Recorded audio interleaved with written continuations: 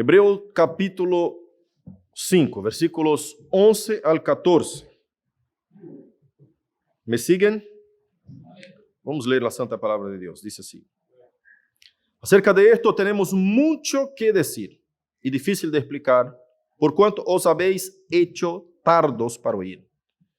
Porque debiendo ser ya maestros después de tanto tiempo, tenéis necesidad de que se os vuelva a enseñar cuáles son los primeros rudimentos de las palabras de Dios. Y habéis llegado a ser tales que tenéis necesidad de leche y no de alimento sólido. Y todo aquel que participa de la leche es experto en la palabra de justicia, porque es niño. Pero el alimento sólido es para los que han alcanzado madurez, para los que por el uso tienen los sentidos ejercitados en el discernimiento del bien y del mal. Cierre tus ojos y oremos. Querido Dios, te agradecemos por la lectura poderosa de tu palabra. Esta, Señor, es la palabra infalible, inerrante, suficiente para cambiar el corazón y los hechos de todo hombre. Tú eres el poder que nos transforma, Señor. Y tú eres el mismo verbo de Dios. Tú eres la misma palabra de Dios. Así que al leer la escritura estamos leyendo a ti mismo, y mientras te leemos, tú nos lees a nosotros también. Tú nos corrige, tú nos escudriña, tú nos enseña, tú nos transforma, tú nos cambias, Señor. Te suplicamos y te rogamos en la mañana de hoy para que vengas a hacer esto en nosotros. Ejerza tu autoridad a través de tu palabra y nos ayude a sermos maduros espiritualmente. En el nombre de Jesucristo. Amén y amén. Pueden tomar su asiento. El autor del libro de Hebreo empieza hablando de cosas difíciles de enseñar. Cosas difíciles de explicar. ¿Y qué cosas son estas? Terminamos el capítulo 5 hoy y en los versículos que expusimos los cultos pasados vimos varias cosas que el autor viene hablando.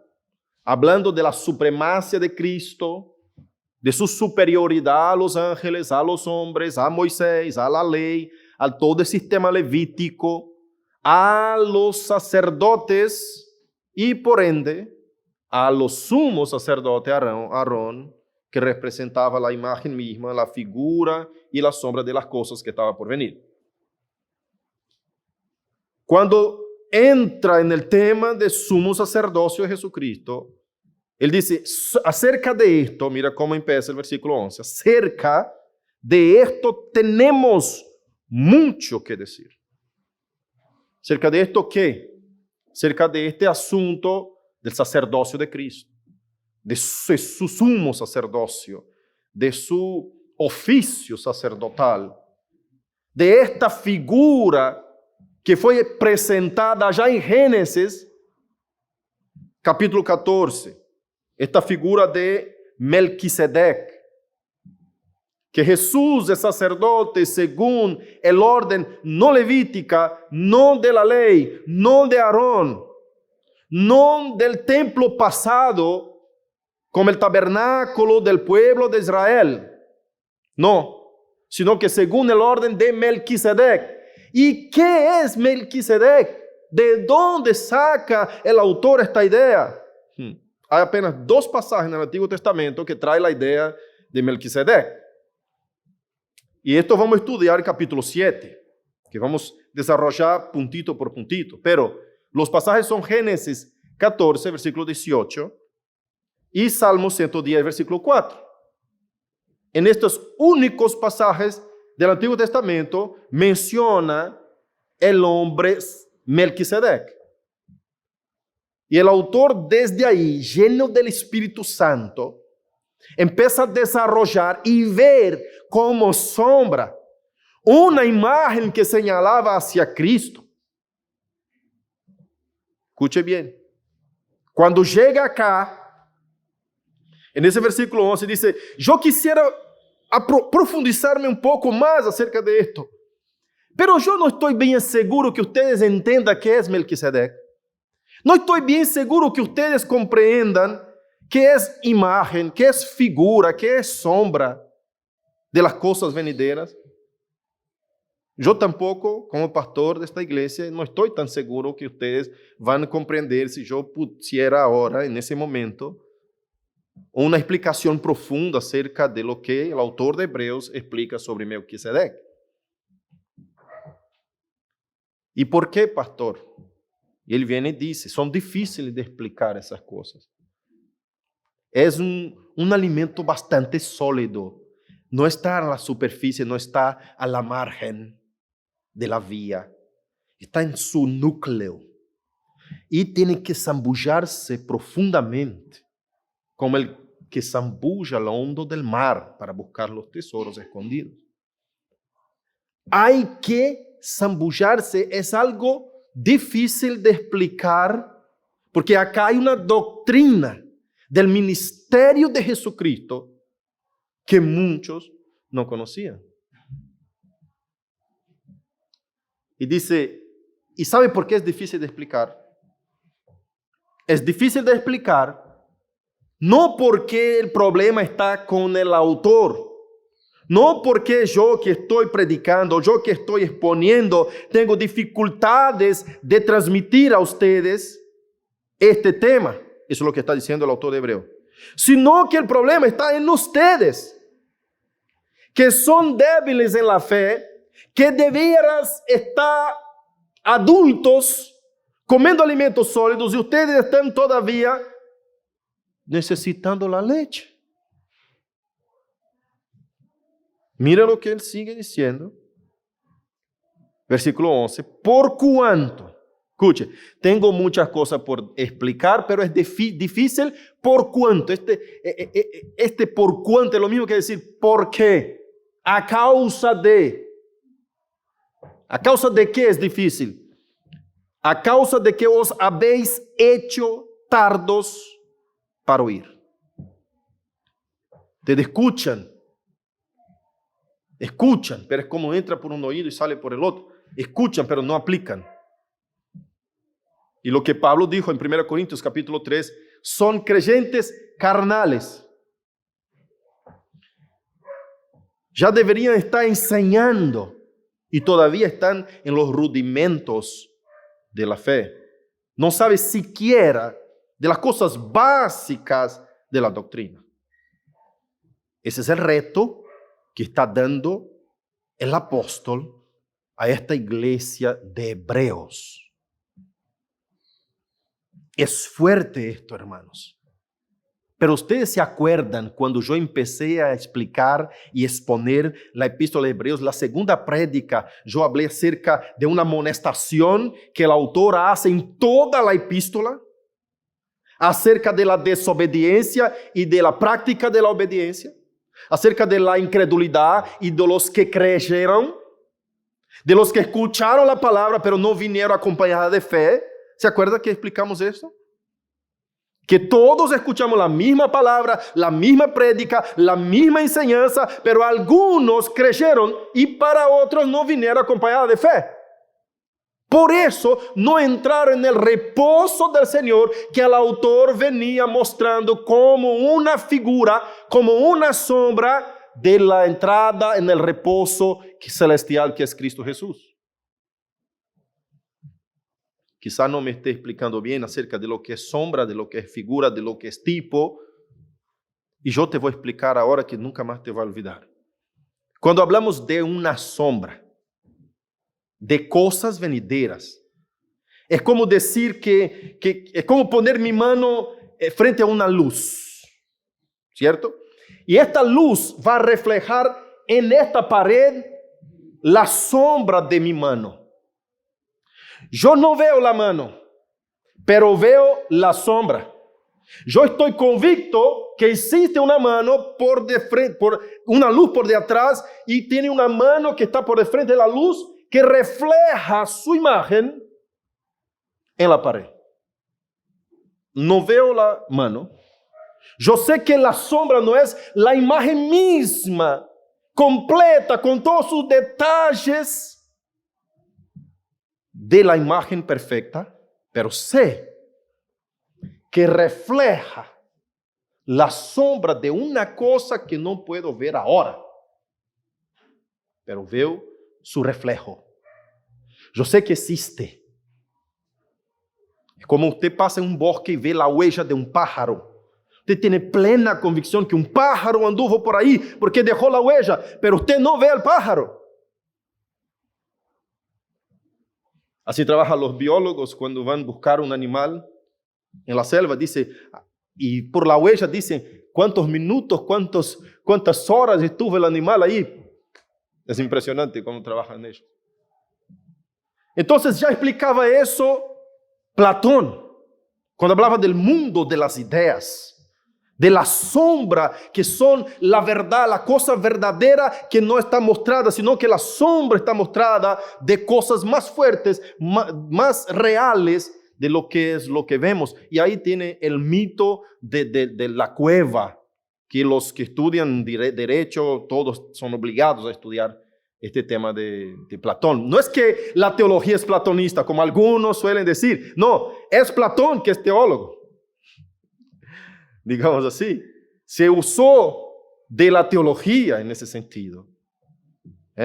Estaba empapado. Dios le dio una gracia para ver cosas que Él nos mostró a lo largo del tiempo. Y la gente cada vez más fue dando cuenta de que estas ideas de la sombra realmente son verdaderas de cosas futuras. Entonces, cuando decimos sombra de cosas venideras, es como estamos viendo medio que empañado las cosas. Cuando digo Moisés era un tipo de Cristo, era la sombra de Cristo que iba a venir, es una imagen pequeña, medio empañada, es una sombra de aquel que es verdadero que estaba por venir.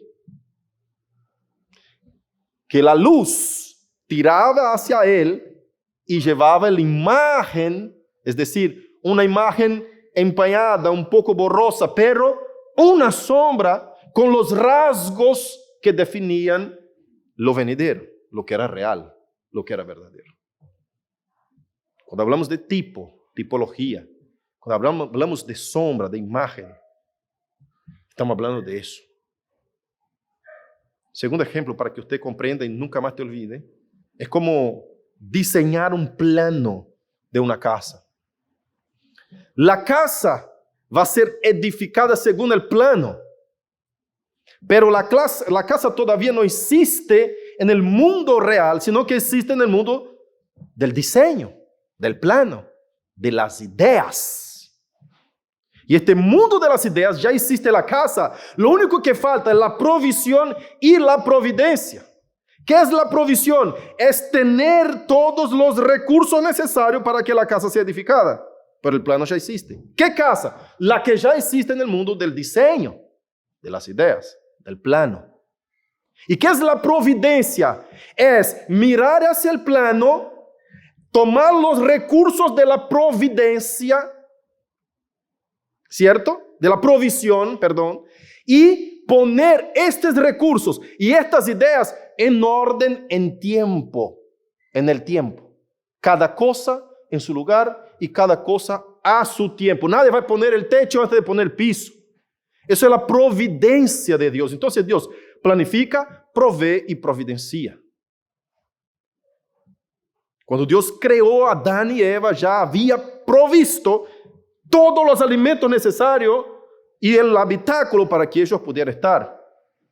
Cuando Dios ha creado toda la provisión y todo lo que es el plano, que ya había planificado, Dios también creó la providencia, es decir, dispuso las cosas en su tiempo, a su orden, a su momento.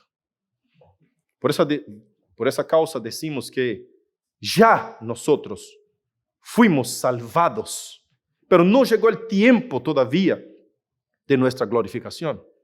Como dice Pablo en Romanos, capítulo 8, versículo 29 al 32, 28, 29 y 30, que dice, a los que de antemano conoció, a estos también predestinó, y a los que predestinó, miren que los verbos están todos en el pasado, y a los que predestinó, a estos también llamó, y a los que llamó, a estos también justificó, y a los que justificó, a estos también glorificó. Dios ya ha hecho todo eso en su plan.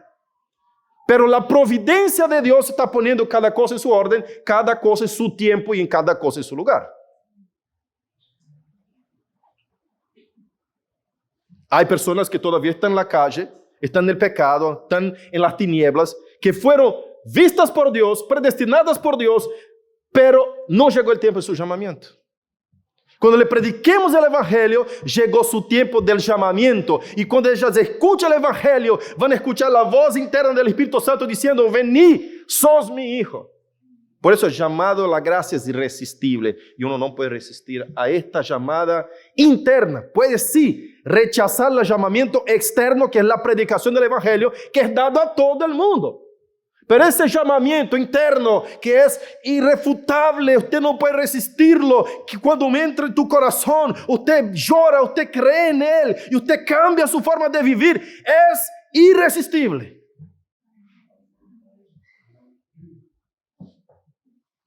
Ya fueron llamados, pero todavía no llegó el tiempo de la providencia.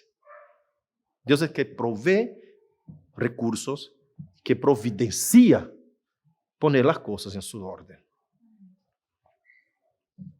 Cuando hablamos de imagen y sombra y tipo de acá para adelante, usted se va a dar cuenta de lo que estamos hablando. Todo lo que es imagen es un tipo. Por ejemplo, el diseño de la casa, el plano, es la imagen, es la figura, es el tipo de la casa misma, totalmente edificada, real, que usted puede tocar, puede entrar adentro y puede vivir. Todo lo que es el templo en el Antiguo Testamento es el ejemplo, es la imagen, es la figura de lo que seríamos nosotros en el tiempo de hoy en Cristo Jesús. No es la cosa misma, y eso vamos a estudiar en capítulo 10 de Hebreos, que va a decir con todas las letras, si no mire conmigo ya el versículo 1, únicamente para que tenga en cuenta lo que estoy diciendo. Versículo 1, capítulo 10, porque la ley, teniendo la sombra de los bienes venideros, no la imagen misma de las cosas, nunca puede por los mismos sacrificios que se ofrecen continuamente cada año, hacer perfecto a los que se acercan. Es una sombra. Es una figura que no efectuaba totalmente lo que necesitábamos. Apenas señalaba hacia aquel que iba a entregarse totalmente por nosotros, este sumo sacerdote, del cual el autor da una pausa y dice, no puedo seguir con este asunto. Es muy profundo para que usted lo entienda ahora, porque lo que estoy notando es que en medio de la iglesia hay algunos, no que son nuevos conversos, no es ese el asunto. Hay algunos que aún viejos de creyentes no son maduros espirituales, son niños, son criaturas todavía. Y ahora donde vamos un poquito más, versículo 12, que dice, porque debiendo ser ya maestros, eso identifica que no era nuevo converso. Jamás el autor iba a decir, bueno, hermano que recién se convirtió, yo le digo, usted ya debía ser maestro. No, ya estaba hace algún tiempo en la iglesia. Ya debía ser maestro. Después de tanto tiempo, mira, con todas las palabras, tenéis necesidad de que vos vuelva. Ya les fue enseñado eso, pero tengo que volver a enseñarles que los primeros rudimentos de las palabras de Dios. ¿Qué primeros rudimentos son estos? Él va a hablar en versículo 3 del capítulo 6. Mire tus ojos, lleve tus ojos ahí a la escritura. Desde el versículo 2, que dice así, no echando otra vez el fundamento del arrepentimiento de obras muertas, de la fe en Dios. ¿Qué es arrepentimiento de obras muertas? No vamos volver a hablar de qué es el pecado, hermanos. Ustedes ya saben qué es el pecado. Vamos a regresar a este asunto, volver a enseñar esto es pecado. Como se estaba enseñando a un niño, una criatura que recién nació de nuevo. Esa es su bronca. Y dice, de la doctrina de bautismos. Bautismo es doctrina básica de la fe. Por eso usted aprende eso en catecúmenos. Base para la iglesia primitiva, bautismo, arrepentimiento de pecado, la fe en Dios. Tercera cosa. Cuarta, la imposición de manos, doctrina básica de la fe cristiana. Quinta cosa, la resurrección de muertos, doctrina básica de la fe cristiana. Hay cristiano que es cristiano en las iglesias modernas de hoy que no creen en resurrección de muertos. No, pastor, para un cachito, no vamos a resucitar en cuerpo, en carne y hueso. Sí, vamos a resucitar totalmente, completamente en carne y hueso, pero una carne y hueso de cuerpo transformado, glorificado. ¿Cómo es eso? No sé. ¿Cómo voy a saber yo? Si creo la Biblia dice que cuerpo glorificado, como Dios va a transformar y convertir materia en energía y transformar de una forma glorificada. Estamos llegando a mucho avance de la tecnología que se puede explicar un poco, ¿no? Pero no podemos entenderlo completamente. Ya sabemos por la física cuántica que nada se pierde, todo se transforma. Todo lo que es materia hoy puede convertirse en humo, pero quemado, pero es energía igual y sigue siendo energía, existe en algún lugar, cambió de forma, pero sigue existiendo lo mismo. Y para Dios eso, hacer así y convertir todas las partecitas, un pelito que perdiste cuando tenía 3 años de edad y todo eso se convirtió en energía, en materia, la materia esta, y está depositada en algún lado que la Biblia llama de seno de Abraham, que es donde va el alma, y el Hades es donde va el impío. En algún lado está eso que el Señor, para que el Señor convierta todo eso en un cuerpo transformado, hermano. Ya casi el hombre está haciendo eso, trasplantando un cuerpo de un lugar para el otro. Convierte en energía y no sé si ya vieron ahí en las pruebas científicas, ya dijeron que consiguieron fragmentar una manzana, pero no lograron convertirla de vuelta en materia. Todo lo que vimos en la película, ¿viste? ¿Cómo se dice? Transportar, teletransporte. Si los hombres tienen eso, sus ideas, de algún lado viene. Algún lado real viene. Eso es una sombra de lo verdadero. Y la palabra de Dios dice que el Señor nos convertirá, resucitará a nosotros, nos convertirá en cuerpos glorificados. Glorificados. ¿Cómo será, pastor? ¿Vamos a poder abrazarnos? Yo creo que sí, pero no puedo explicar. En donde no explica la Biblia no puedo meterme. Quedamos con el texto y creemos en el texto. Es así. Entonces, son doctrinas básicas de la fe. Resurrección de muertos. No, vamos a resucitar en espíritu. No, Jesús no está ya en carne y hueso al lado del Padre. Es un hombre. La palabra dice eso. ¿Viste? La doctrina que quiere descredibilizar la resurrección corporal de Cristo. Si usted no sabe, había 3 doctrinas en la iglesia primitiva, 3 credos que tenían que todo creyente haber guardado en su corazón de memoria. Eran los 10 mandamientos, eran el Padre Nuestro y el credo apostólico. Creo en Dios Padre Todopoderoso, Creador de los cielos y la tierra, y de su Hijo Jesucristo. Si un creyente en la iglesia primitiva no supiera esos credos, no era niño, no era creyente todavía fortalecido, no podía recibir alimento sólido. Era niño espiritual. Tenía que aprender, tenía que saber eso de memoria. ¿No? Entonces hay creyentes hoy en día que no saben, que no creen ni que Jesús es resucitado en carne y hueso. Usted sabe que toda la pelea para descredibilizar la resurrección de Cristo es decir que Él no fue resucitado en cuerpo. Y ahí en el credo apostólico dice que Jesús fue resucitado en cuerpo, su resurrección corporal. ¿Qué es resurrección corporal? Va a la tumba de Jesucristo, va a encontrar sus huesos. Vas a la tumba de Mahoma, vas a encontrar sus huesos. Va a la tumba de cualquier profeta ahí de otras religiones, usted va a encontrar sus huesos, está su cuerpo ahí. Lo de Cristo fue resucitado y Tomás, uno de los que dudó, tuvo que meter el dedo y entrar el dedo ahí, y es carne mismo, estos son nervios mismos, son huesos mismos. De hecho, come con nosotros, sentate con nosotros. Resucitado. ¿Cómo es eso, pastor? Yo creo en la resurrección. Eso se llama fe. Hay cosas celestiales que yo no puedo explicar. Ni los fariseos, que eran los doctores de la ley, no pudieron explicar a Jesucristo.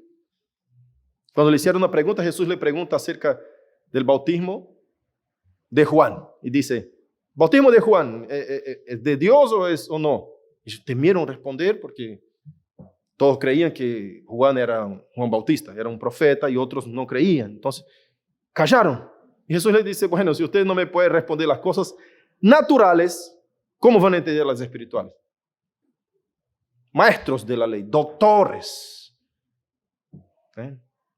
Entonces, cuando llegamos a esas clases de doctrinas y decimos, wow, eso es doctrina fundamental, es doctrina elemental de los rudimentos todavía, rudimentos son las bases de la fe.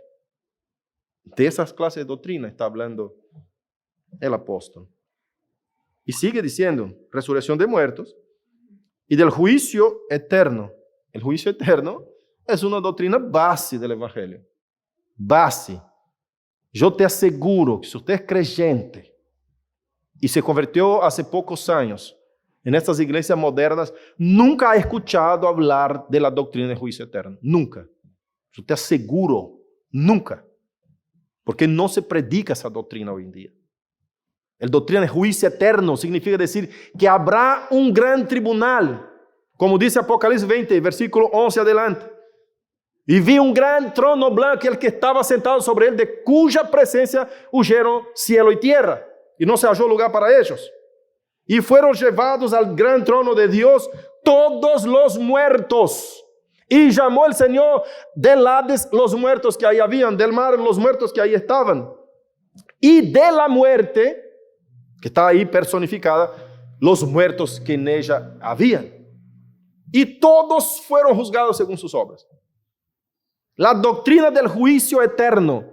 Hay cristianos que son cristianos que ni siquiera jamás leyeron el libro de Nahum, en donde dice que Dios es un Dios de ira y se aira en contra del pecado.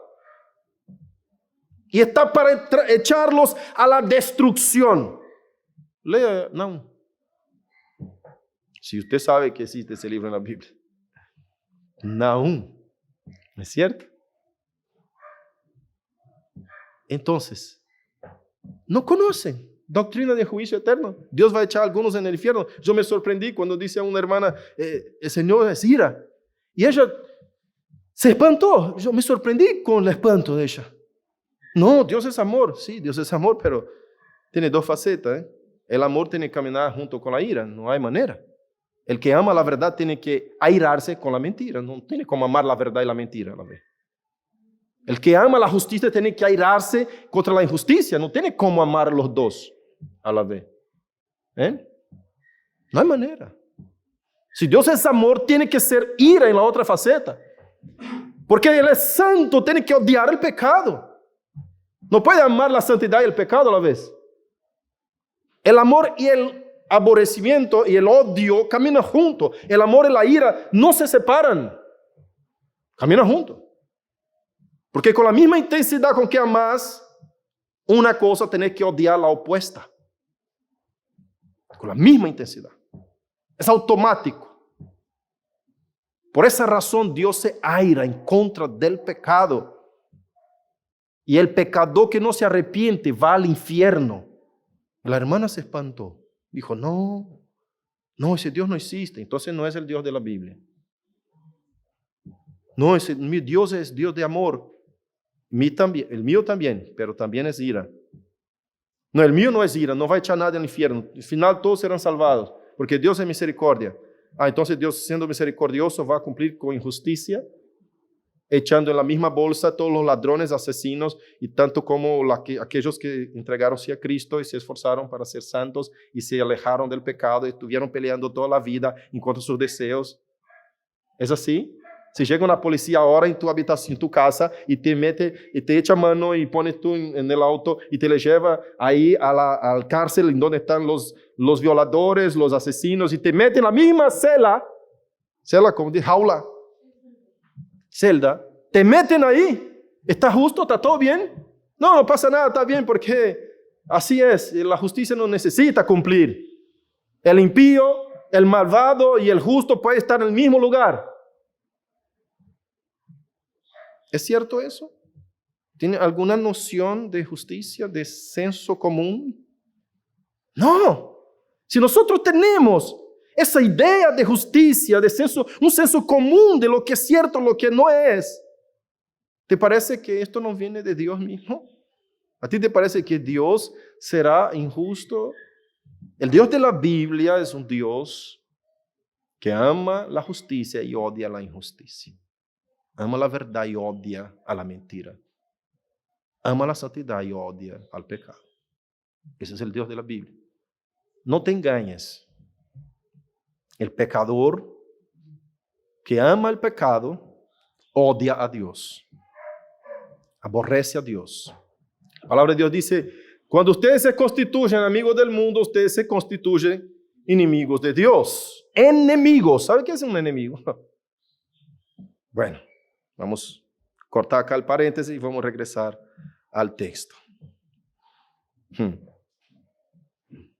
Entonces el texto nos viene enseñando que por algún tiempo, esos hermanos ya estaban en la iglesia. Deberían tener conocimiento de cosas más profundas. Podrían recibir este alimento, pero regresaron. Y acá quiero dar una pausa y explicarte algo. Hay 3 etapas del crecimiento, en todos los sentidos, tanto naturales cuanto espirituales.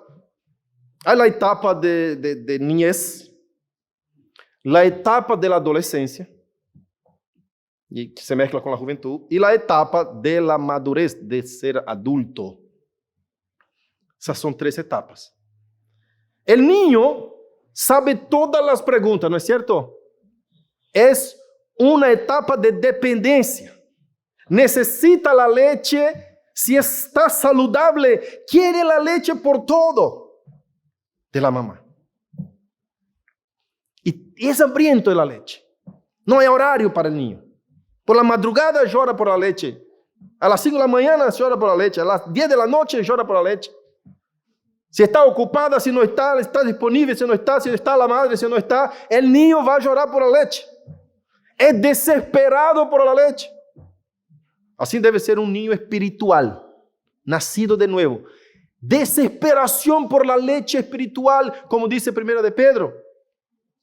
Como a niños espirituales, desean la leche. Esa es la primera etapa. Tenemos que llorar por la leche. Yo veo gente que se dice nuevo converso y que ni bolilla para la palabra. No entiendo, para mí no ha nacido de nuevo, hermano. El verdadero nacido de nuevo gime por la leche, grita, entra en llanto por la leche, quiere la leche. Yo veo los 2 hermanos que se recién convirtieron, Marcelino y Pablo, están todo el tiempo acá en la iglesia. Están todo el tiempo, llega, viene, van, vuelve. Ayer estuvieron 3 veces, ¿no es cierto? Vinieron por la mañana, quedaron ahí un par de horas, vinieron por la tarde, un par de horas vinieron por la noche. ¿Qué hora salimos? 9:30 terminamos la charla. Hambrientos por la comida, por la leche espiritual. Se convirtieron sábado pasado para la gloria del Señor. Hambrientos. Eso es salud espiritual. Cuando hay salud, Ahora, si el niño está enfermo, la madre le forza a dar la leche y no quiere la leche. Está enfermo, está mal, algo está mal. La primera etapa, la etapa de la dependencia. Depende de la madre y del padre para todo. No es autosuficiente, no puede hacer nada, no puede caminar solo, no puede cambiarse solo, no puede ir al baño solo, no puede nada. Dependiente. Por esa razón Jesús dijo que seamos niños en dos aspectos nomás. Y ya voy a decirlo. En la malicia, seamos niños. Seamos dependientes siempre. En la malicia, y la segunda está en Mateo 18. En la humildad, en el desinterés, en la humillación, en la dependencia. Seamos niños siempre. Sean simples como las palomas, dice la palabra, pero prudentes como las serpientes. Pero en la malicia, en la maldad, en la malicia, seamos niños. Es la única etapa del creyente, la única cosa de esa etapa de la niñez que debe seguir por toda la vida del creyente, ser niño en la malicia. Rubén me mostró una música que me encantó. ¿Dónde está Rubén? Me encantó la música. El vivo y el sonso. Una música, ¿cómo se llama el equipo? Trío. ¿Ah? Trío de Mar del Plata. Hermosa.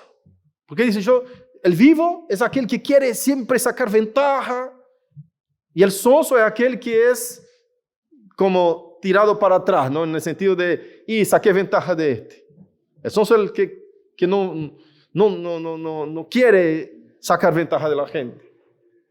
Y la música habla de esto. Está muy linda la música, incluso le pedí a Rubén que la aprenda y la cante acá, toque para la iglesia escucharla. Es sonsos que tenemos que ser. Mi Cristo fue más sonso que cualquiera. Los vivos lo mataron. Sea niño en la malicia, deje que se avergüence, hermano. No podés ser más avergonzado que Cristo.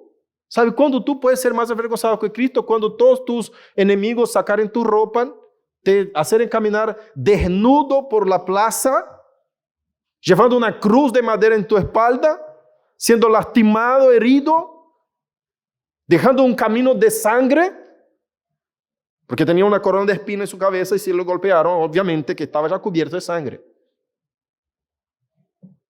Y ese muerto expuesto a la humillación en una cruz, muerte de condenado, de impío, de malhechor, expuesto, con todos burlando de él, reíndo, cuspiendo en su cara.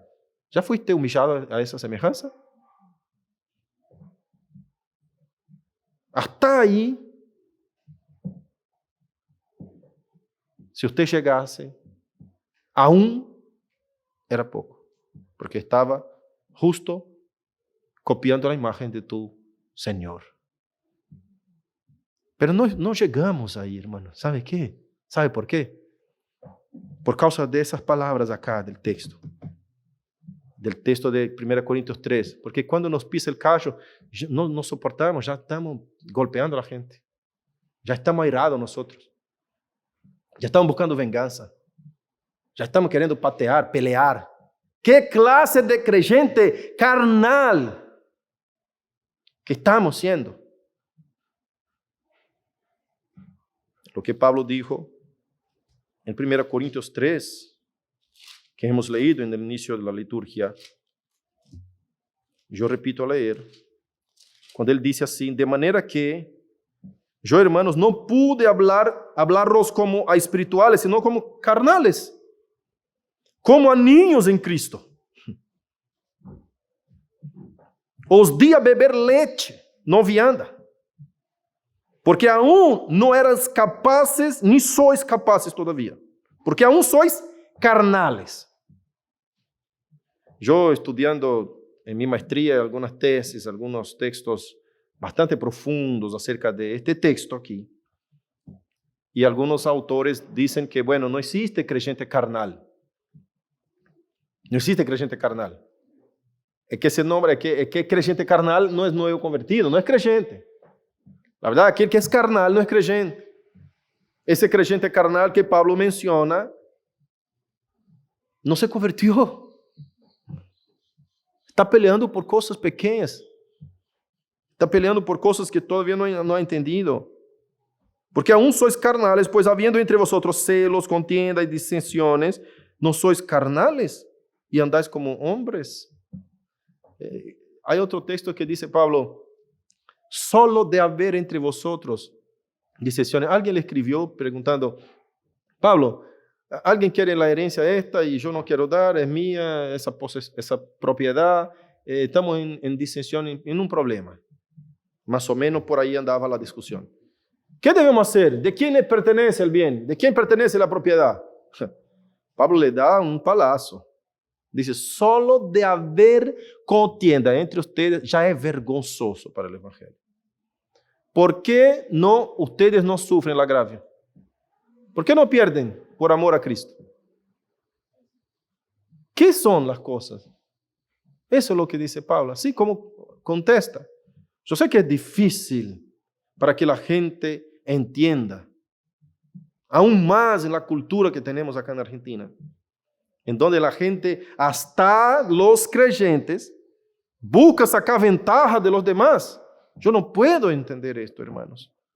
Es como algo que nunca fue enseñado a la iglesia. No puedo entender cómo un cristiano que se nombra cristiano, aún de otro hermano, quiere sacar ventaja. No puede sacar ni del impío, hermano. Mientras más de un hermano en la iglesia. Usted sabe que los judíos son los más prósperos del mundo porque ellos no pueden cobrar interés unos de los otros. Son prohibidos por la ley. Si usted ya ha leído el libro de Esdras y de Nehemías, va a ver eso. Era cuando Nehemías regresó y Esdras leyó el libro de la ley de Dios para recordar a su pueblo, al pueblo de Israel que estaba totalmente descarriado de la voluntad del Señor. Le llamó la atención a esto y puso la ira de Dios en contra de ellos porque estaba cobrando interés unos de los otros.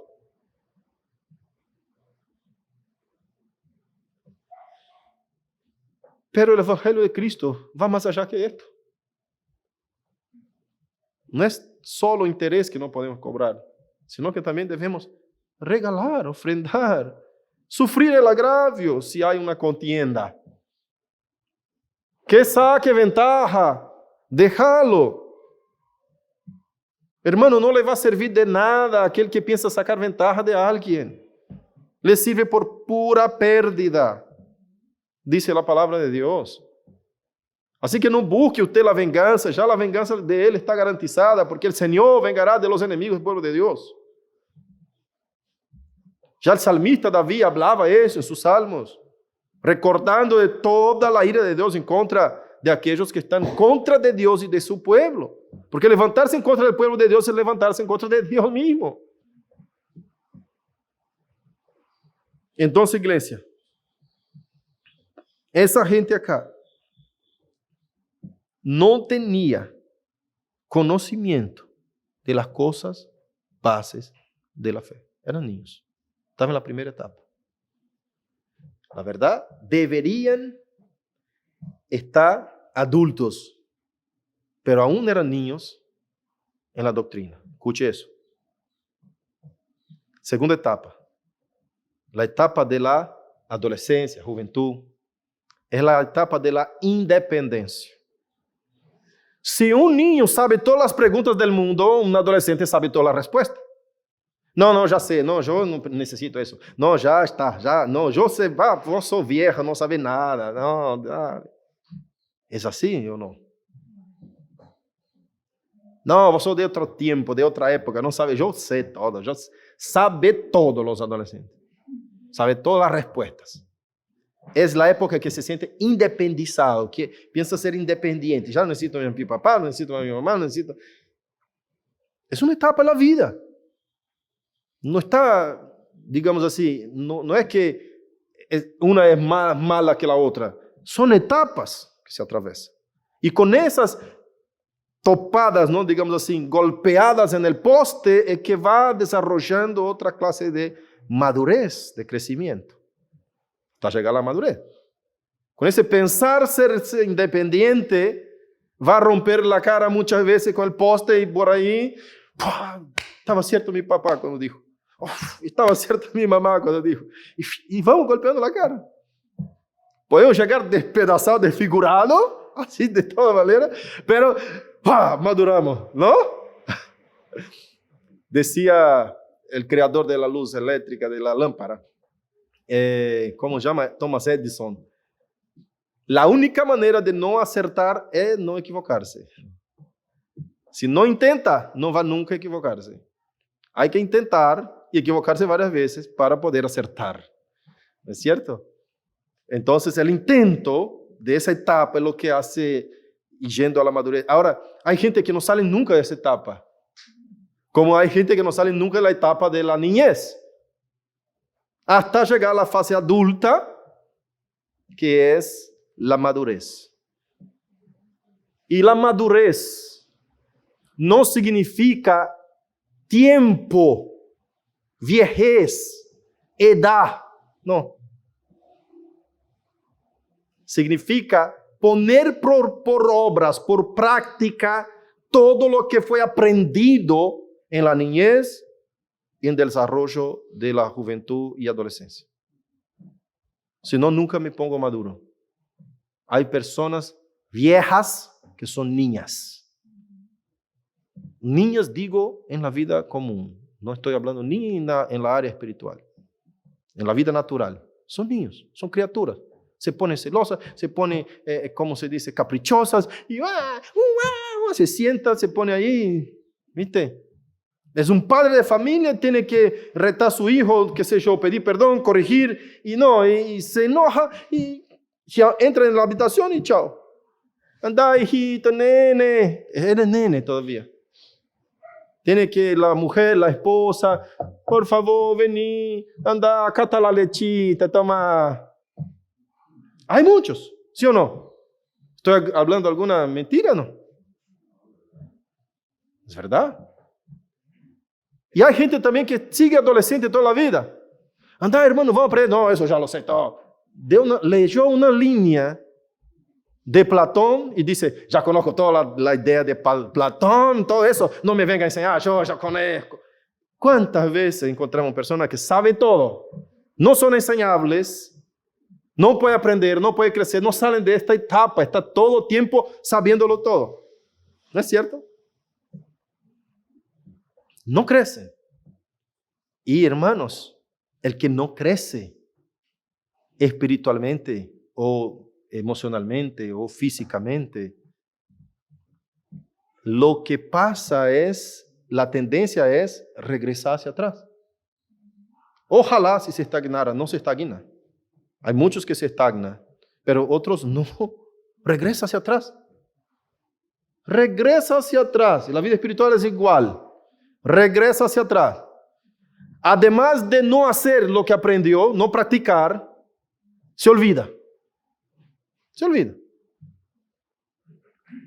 Averigua en tu vida, en tu conciencia, si hay algunas cosas que ya has olvidado ahí en la palabra de Dios porque no has puesto por obras.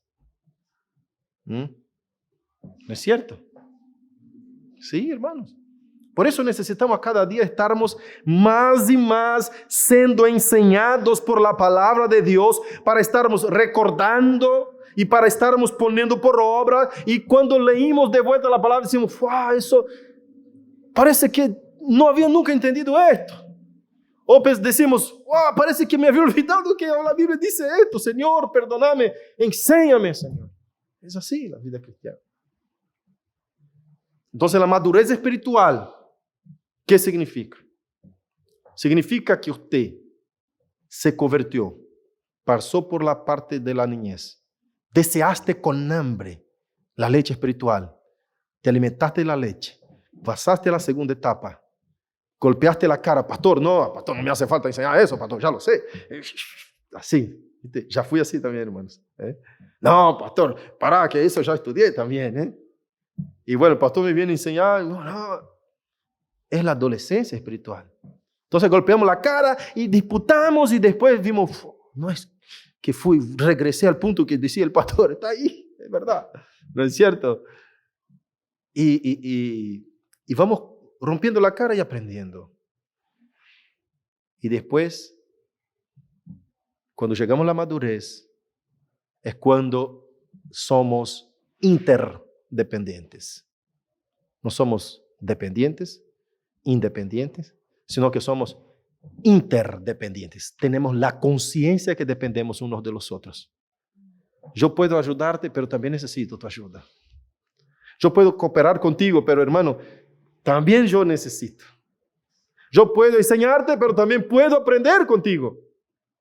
Yo necesito de ti, no puedo tener todas las cosas. Yo decía otro día, cuando vino Rubén, nosotros estábamos yendo, no sé, al terreno, y le dije, mira cómo somos fuertes juntos. Si uno no puede, y somos una iglesia, somos una comunidad, una familia de hermanos, entre todos somos muy fuertes. Para uno queda difícil, queda duro. Por ahí uno necesita una camioneta para buscar algo. Yo no tengo, ¿qué voy a hacer? ¿Voy a comprar una camioneta únicamente para buscar esa cosa? ¿Voy a pagar un flete? Si tenemos los hermanos, este hermano tiene la camioneta, vamos ahí, se resolvió. Entre muchas manos nos autoayudamos. Sabemos que necesitamos uno de los otros.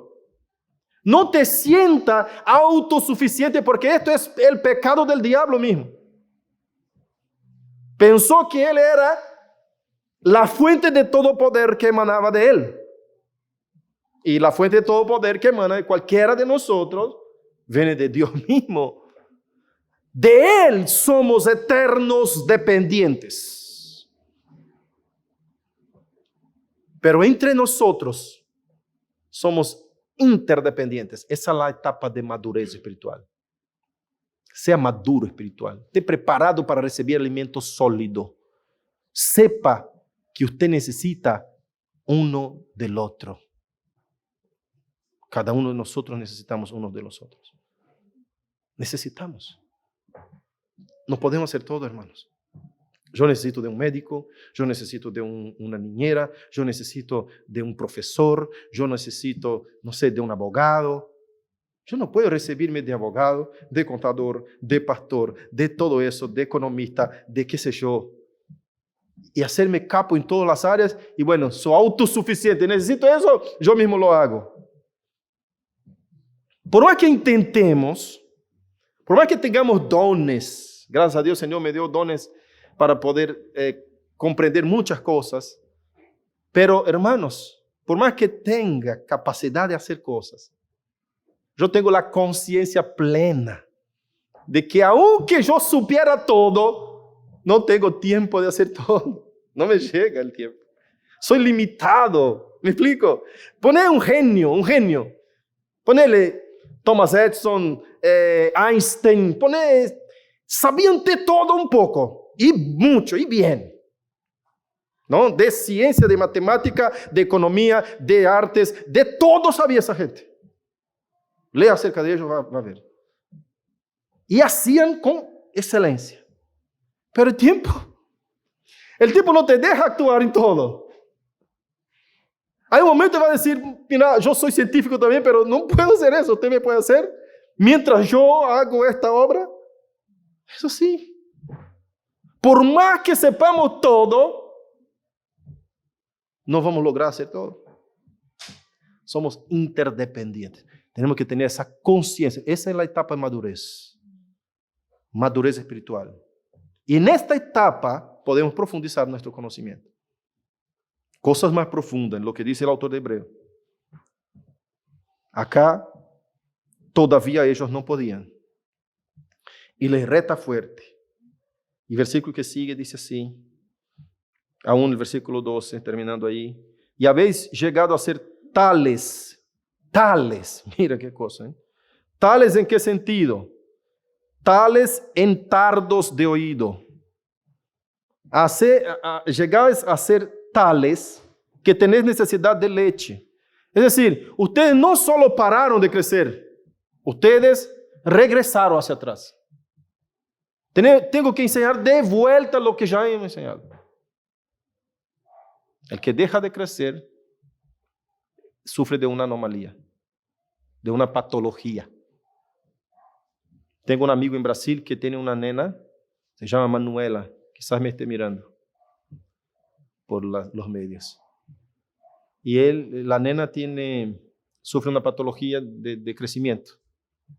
Tiene que estar siempre dando inyección. Todos los días le aplica la inyección. Tuvo él que aprender a aplicar la inyección. Y me abrió el freezer, la cantidad de ampolas de medicamentos que tiene él, que todos los días está aplicando a la nena por el crecimiento de ella, para volver los hormonas de crecimiento, reponer y seguir como una persona normal su crecimiento. Es un gran amigo en Brasil. Otro día estuvimos hablando y él decía, pastor, pido oración por ella, ¿no? Y nosotros oramos todos los días por ellos en nuestra reunión doméstica.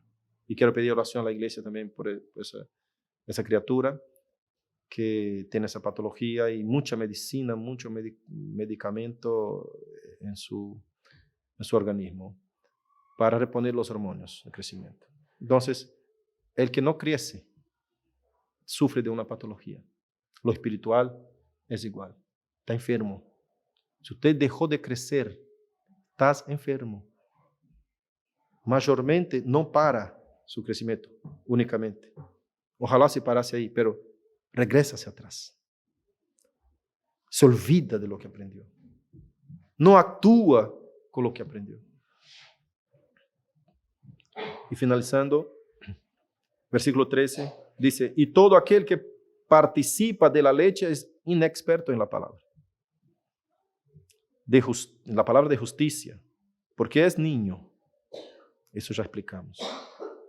Pero el alimento sólido es para los que han alcanzado madurez, para los que por el uso,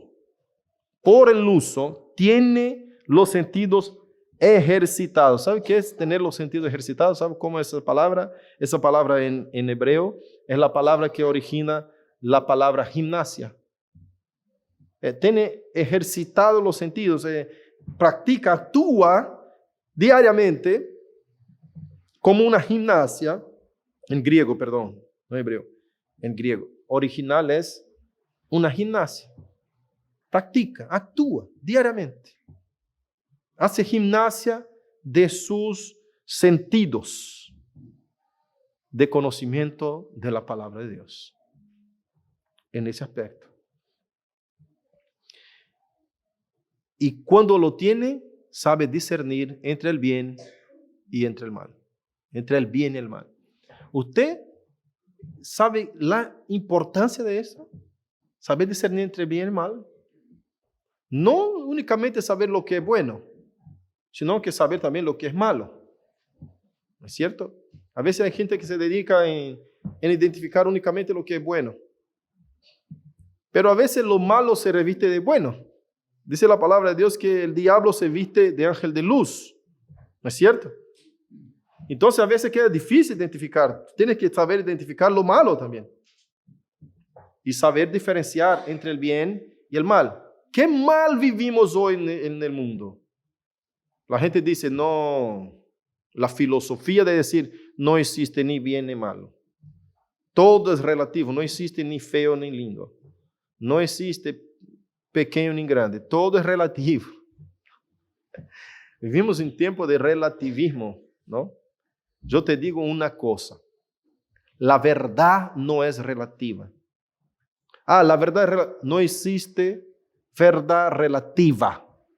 La verdad es una sola.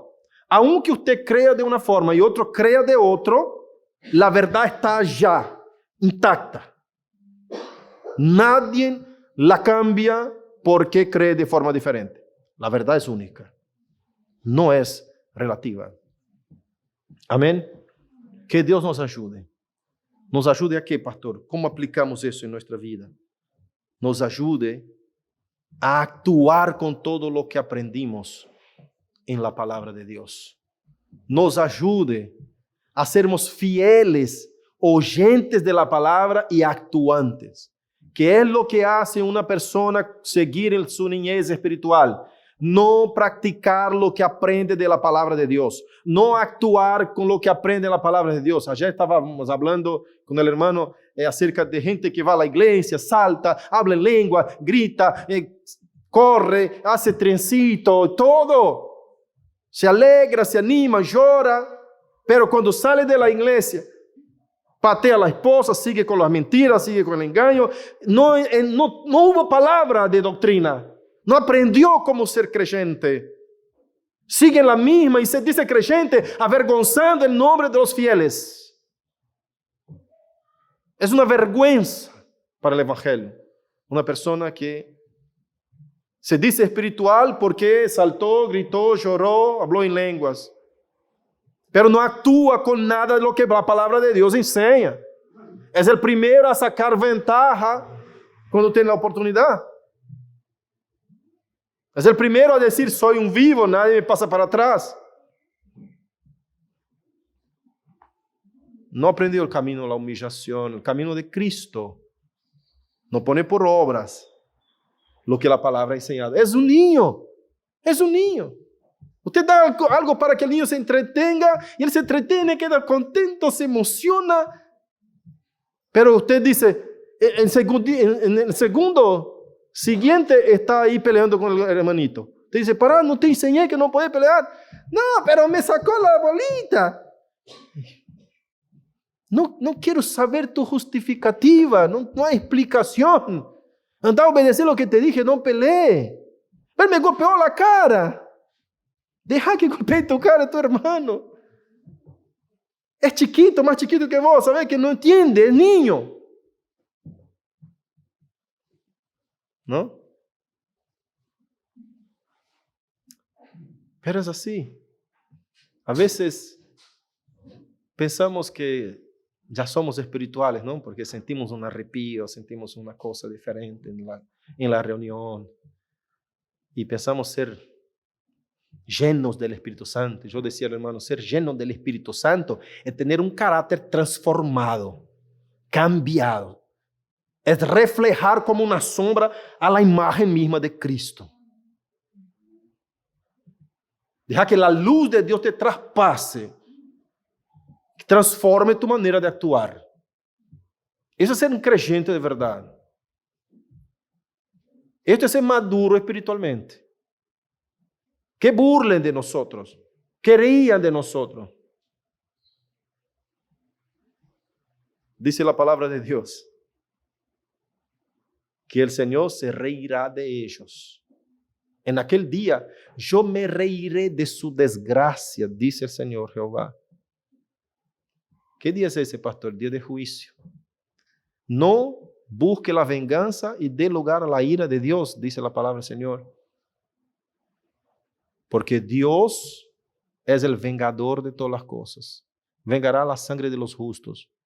Así que, hermanos, ¿qué es lo que tenemos que hacer cuando somos afrentados, cuando somos, como dice, humillados, pisoteados?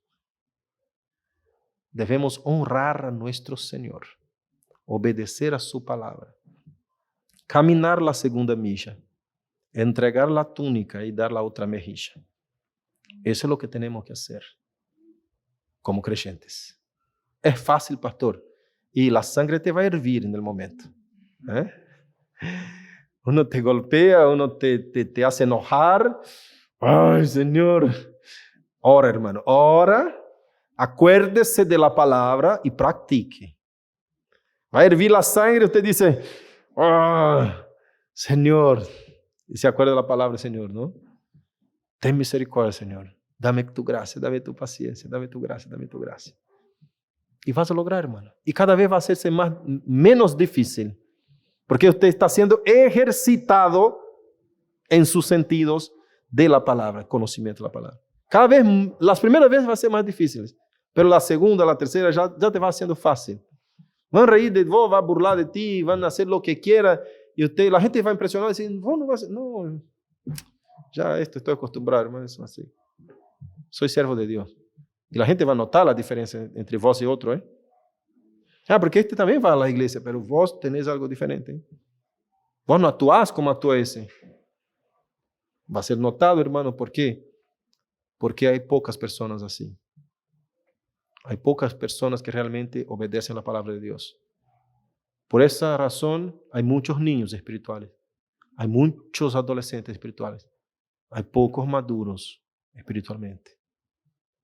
Que Dios nos ayude a crecermos y seguirmos creciendo hasta llegar a la estatura de varón perfecto, como dice Efesios.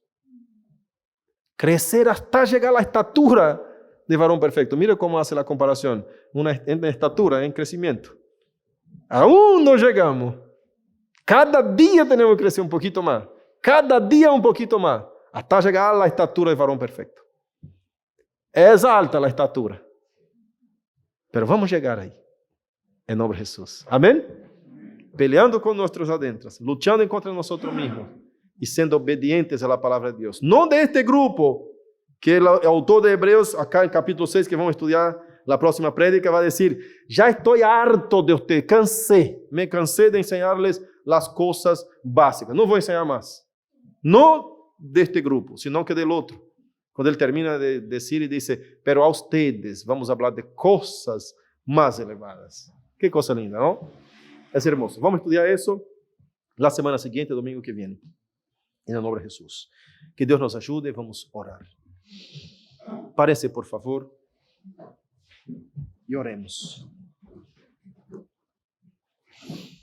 Querido Dios, tú eres el que hace con que la palabra de Dios sea aplicada en nuestro corazón. Tú eres el que toma la palabra predicada, expuesta, y la pone por obras penetrando entre juntas y medulas y tuétanos, Señor. Entre las juntas y tuétanos. Tú haces, Señor, con que penetre a los lugares más escondidos de nuestra alma y de nuestro corazón. Dios, gracias, porque tú has hecho eso con nosotros y nos has enseñado a amarte, nos has enseñado a obedecerte. Ministra el corazón de cada hermano que ha escuchado esa palabra.